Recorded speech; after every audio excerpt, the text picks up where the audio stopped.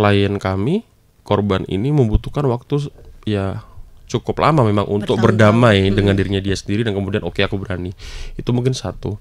Yang kedua mungkin memang ada rentetan kejadian-kejadian yang hampir serupa di beberapa kota di Indonesia, kan pada waktu itu ada di Garut, ada di Jakarta. Itu mungkin yang lebih mendorong lagi, memberanikan diri lagi untuk korban ini akhirnya speak up begitu. Oke, berarti korban ini sempat mengalami trauma ya? Oh iya, sampai sekarang. Sampai sekarang ya, Mas, sampai ya? sekarang. Tapi pihak rumah sakit sudah meminta maaf kepada korban? Belum. Sampai saat ini? Sampai podcast ini direkam ya. Oke. Sampai podcast ini diambil belum? Belum ada itikat baik kepada korban untuk meminta maaf ya, Mas? Belum ada statement resmi dari rumah sakit kepada klien saya pribadi, setidaknya ya, untuk meminta maaf belum ada. Tribuners, kasus pelecehan kembali terjadi dalam dunia medis. Kasus pelecehan dalam dunia medis kembali terjadi di wilayah Kota Malang, Jawa Timur. Seorang dokter berinisial AY yang bekerja di salah satu rumah sakit swasta, yaitu tepatnya di Rumah Sakit Persada Kota Malang, melakukan pelecehan terhadap korban KAR yang merupakan perempuan asal Bandung, Jawa Barat. Untuk itu, agar lebih tahu seperti apa kronologi kejadiannya, saat ini telah hadir di studio Tribun Jatim Network, yaitu penasihat hukum terduga korban KAR, yaitu Satria Marwan SHMH.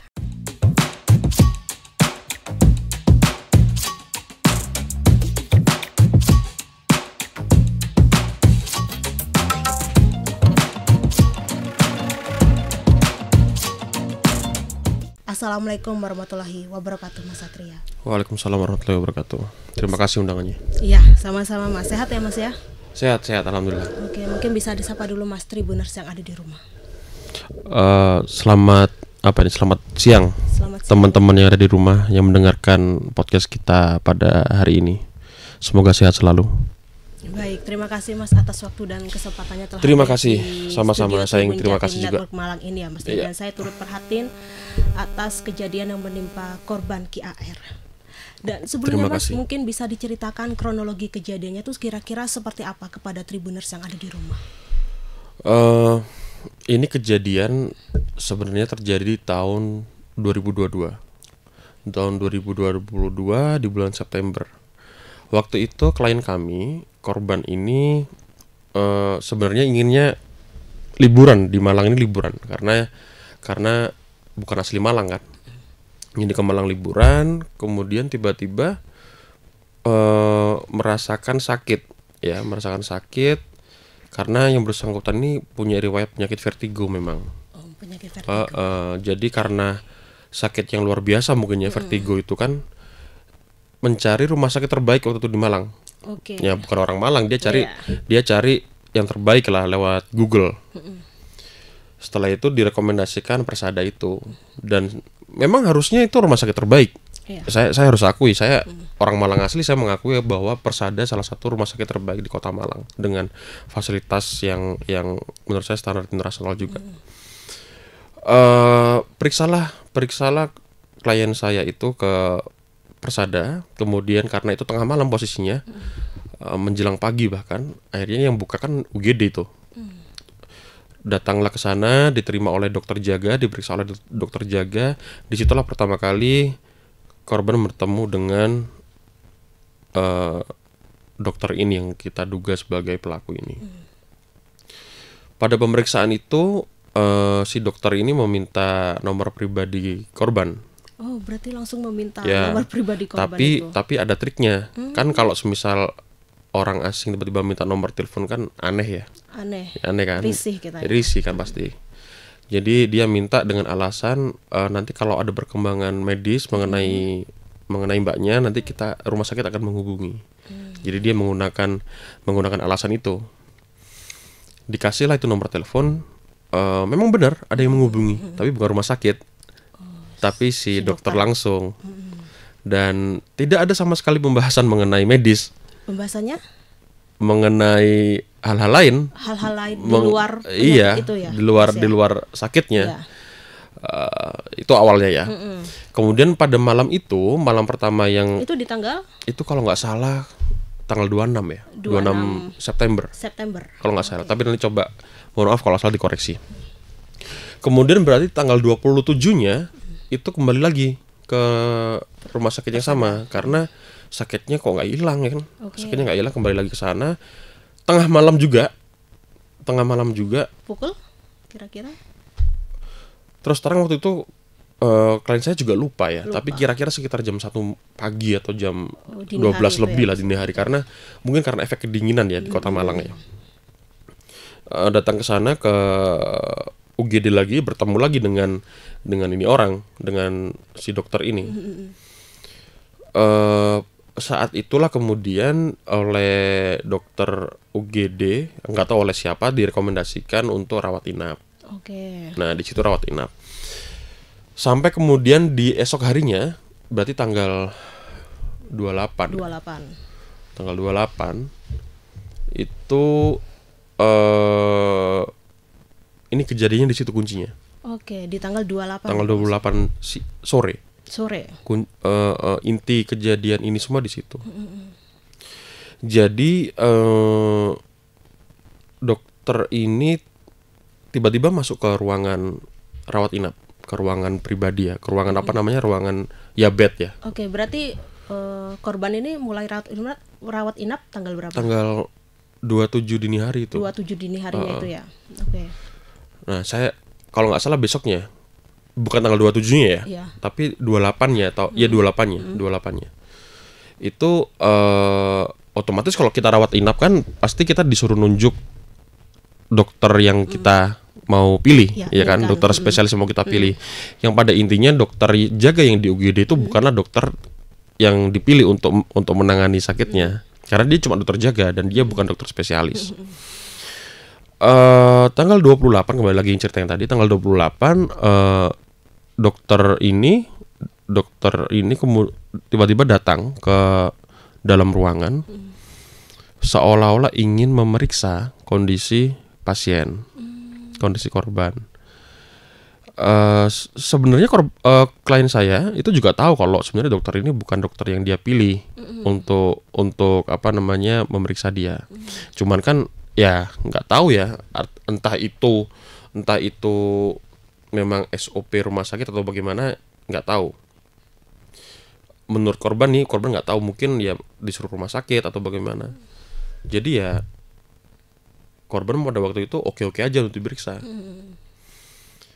Dilakukan pemeriksaan di situ oleh si dokter ini, tapi kordennya ditutup semua. Jadi bisa bayangkan kan kalau teman-teman semisal ke rumah sakit itu kan di sekitar bednya itu kan ada kayak korden gitu ya. Nah itu ditutup semua sama si dokter ini. Kemudian dokter ini meminta klien saya untuk membuka bajunya. Waktu itu pakai baju rumah sakit itu loh, yang model kimono itu loh. Itu berarti di dalam itu ada hanya dokter dan pasiennya aja. Iya. Cuma karena kan klien saya ini kan gak punya saudara ya berarti gak ada keluarga yang mendampingi korban itu? Gak ada. Sendirian. Apa sih nih? Jadi mau liburan jadi sakit ini sebenarnya. Nah, di situ dokter ini meminta untuk membuka bajunya. Kemudian dibuka sedikit awalnya. Hanya cukup untuk meletakkan stetoskop. Pikirnya klien saya kan begitu, pikirnya korban. Kemudian tapi dokter ini meminta untuk lebih dibuka lagi sampai hampir terlepas semua bajunya.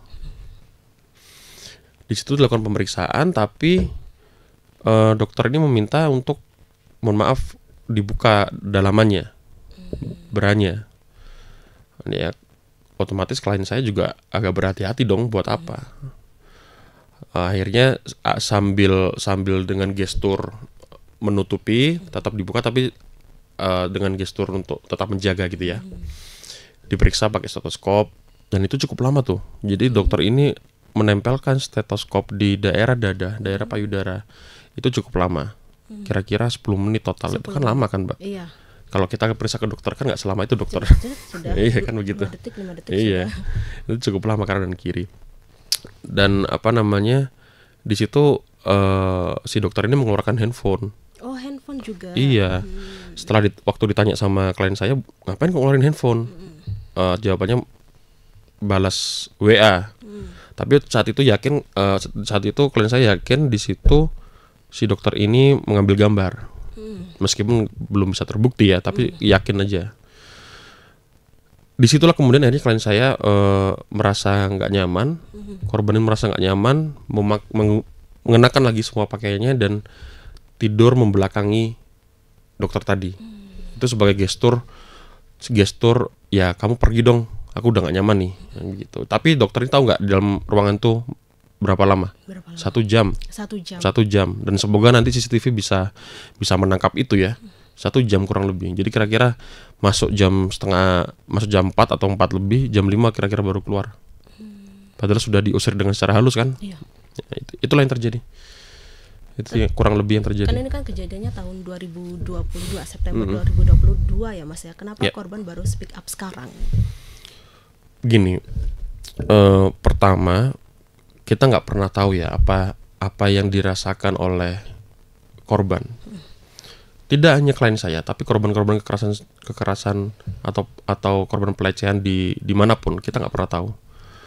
Ada trauma, ada ketakutan, ada rasa minder mungkin. Membutuhkan courage atau keberanian yang luar biasa untuk speak up, untuk membuka itu semua. Dan kebetulan klien kami, korban ini membutuhkan waktu ya cukup lama memang untuk berdamai dengan dirinya dia sendiri dan kemudian oke, aku berani. Itu mungkin satu. Yang kedua mungkin memang ada rentetan kejadian-kejadian yang hampir serupa di beberapa kota di Indonesia kan pada waktu itu, ada di Garut, ada di Jakarta. Itu mungkin yang lebih mendorong lagi, memberanikan diri lagi untuk korban ini akhirnya speak up begitu. Oke, berarti korban ini sempat mengalami trauma ya Mas? Oh iya, sampai sekarang. Sampai sekarang ya Mas ya? Sekarang. Ada trauma itu ada. Trauma itu ada. Mungkin korban sudah pergi ke psikolog atau gimana? Iya. Oke, mungkin ada pasien lain mungkin Mas dari kasus ini. Saya dengar ada. Cuman yang jelas kalau saya sih klien saya ya cuma satu aja. Itu aja. Tapi saya dengar ada korban-korban lainnya ya Mas ya? Dan saya dengar juga dalam waktu dekat akan bikin laporan kok.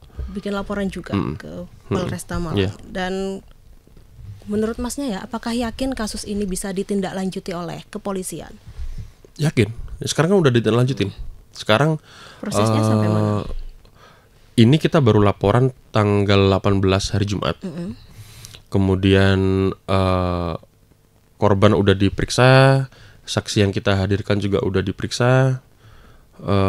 Berbagai bukti yang mendukung kejadian itu juga sudah kita serahkan. Terus kalau nggak salah kemarin saya baca di berita hari Sabtu polisi sudah mendatangi lokasi kejadian dan sudah mengambil rekaman CCTV dan segala macam. Ya kita tunggu hasil prosesnya ya. Semoga dalam waktu dekat ada hasil. Dan tapi ini memang sudah berjalan kok prosesnya. Sudah berjalan prosesnya dengan berjalan. Terakhir proses penyelidikan CCTV di Rumah Sakit Persada. Kota Malang ini ya Mas ya. Nah barangkali menurut Masnya ini apakah menuntut dokter atau pihak rumah sakit yang saat itu memperkerjakan terduga pelaku? Kalau dokter jelas kita akan proses hukum ya, dan sudah ini. Kalau rumah sakit begini, pertama yang kita tuntut dari rumah sakit adalah keberpihakan terhadap korban, itu dulu yang paling penting. Itu yang paling penting dari ini semua. Tapi pihak rumah sakit sudah meminta maaf kepada korban? Belum. Sampai saat ini? Sampai podcast ini direkam ya. Oke. Sampai podcast ini diambil belum? Belum ada itikat baik kepada korban untuk meminta maaf ya Mas ya? Belum ada statement resmi dari rumah sakit kepada klien saya pribadi setidaknya ya untuk meminta maaf, belum ada. Oh jangankan minta maaf, statement pro victim mendukung korban itu juga masih belum ada. Saya yakin niatan itu ada dari rumah sakit, dari Persada saya yakin ada. Persada bukan bukan rumah sakit yang tidak profesional kok. Dia tahu, they know how to do sebenarnya. Cuman ya mungkin nggak tahu, mungkin mereka nggak tahu gimana caranya. Ya kita tunggu. Harusnya sekelas Persada ini tahu lah apa yang harus mereka lakukan. Ya kita akan tunggu. Oke, berarti menunggu permintaan maaf dari Persada Hospital sendiri ya Mas ya kepada korban KAR ini. Iya. Oke. Tapi kalau misalkan ngomong-ngomong ya Mas ya, sampai saat ini kan proses penyelidikan masih dilakukan oleh pihak kepolisian. Yeah. Nah kira-kira korban nih sempat mendapat ancaman atau teror gak sih Mas? Oh nggak ada, alhamdulillah nggak ada. Dan semua orang alhamdulillah ya, semua orang mendukung, teman-teman media juga semua mendukung ya Mas. Mendukung ya. Terus netizen itu juga mendukung semua. Alhamdulillah semua lancar kok. Dukungan luar biasa. Dukungan luar biasa dari berbagai pihak terhadap kasus pelecehan ini. Betul. Ya Mas ya. Dan ternyata memang masyarakat Indonesia seluruh ya, masyarakat Indonesia itu sudah cukup melek terhadap awareness-nya tuh sudah ada untuk masalah kekerasan atau pelecehan ini, gitu. Oke, terakhir ya Mas ya, mungkin ada pesan yang ingin Masnya sampaikan kepada Tribuners yang ada di rumah agar peristiwa seperti ini tuh tidak terulang kembali kepada masyarakat sekitar, khususnya wanita ya Mas ya. Jadi gini, untuk semua masyarakat, kami himbau semua yang merasa dirinya korban atau pernah menjadi korban untuk tidak perlu takut, tidak usah takut untuk mengungkap peristiwa yang terjadi. Carilah pendamping, entah itu pendamping psikologi, pendamping hukum, pendamping agama. Carilah para pendamping untuk menguatkan diri kalian untuk membuat laporan. Karena dengan hanya itu, kekerasan atau pelecehan dimanapun itu bisa teratasi. Kalau kalian tidak berani atau malu untuk membuat laporan, itu justru akan memperbanyak kejadian-kejadian serupa yang seperti ini. Jadi nggak apa-apa untuk membutuhkan waktu untuk menguatkan diri, nggak apa-apa. Cuman pada saatnya kalian tetap harus melapor karena ini bersangkutan dengan harga diri kalian juga. Ini bersangkutan dengan harkat dan martabat teman-teman juga. Jadi saya menganjurkan untuk korban atau yang merasa pernah menjadi korban, tolong untuk mempertimbangkan bikin laporan ke polisi. Karena kita sekarang udah punya Undang-Undang Nomor 12 Tahun 2022 tentang TPKS. Itu sudah sangat mengakomodir kepentingan korban, begitu. Oke, dan mungkin korban ini ada pihak lain nggak Mas yang meminta untuk korban KAR untuk damai dengan pelaku? Ada nggak Mas pihak lain yang meminta korban enggak. untuk sejauh ini sih enggak ya, damai dengan pelaku? Sejauh ini belum ada. Karena begini, karena ini kan sudah kita laporkan ke kepolisian. Dan menurut Undang-Undang 12 Tahun 2022 tidak ada mekanisme penyelesaian di luar hukum yang berjalan, gitu. Karena ini kan kejahatan yang jahat ya. Jadi saya pikir memang sudah waktunya pidana menjadi solusi, hukum pidana menjadi solusi, begitu. Oke, baik, terima kasih Mas Satria Marwan atas waktu dan kesempatannya telah hadir di studio Tribun Jatim Network Malang ini. Sukses terus untuk Tribun. Iya, sukses terus juga untuk Mas Satria Marwan. Oke, baik Tribuners, sampai di sini dulu perjumpaan saya kali ini. Saya Septiana Cahyani dan Mas Satria Marwan pamit undur diri dan sampai jumpa kembali lagi dalam podcast Malang Live episode berikutnya. Assalamualaikum warahmatullahi wabarakatuh. Download Tribun X sekarang, menghadirkan lokal menjadi Indonesia.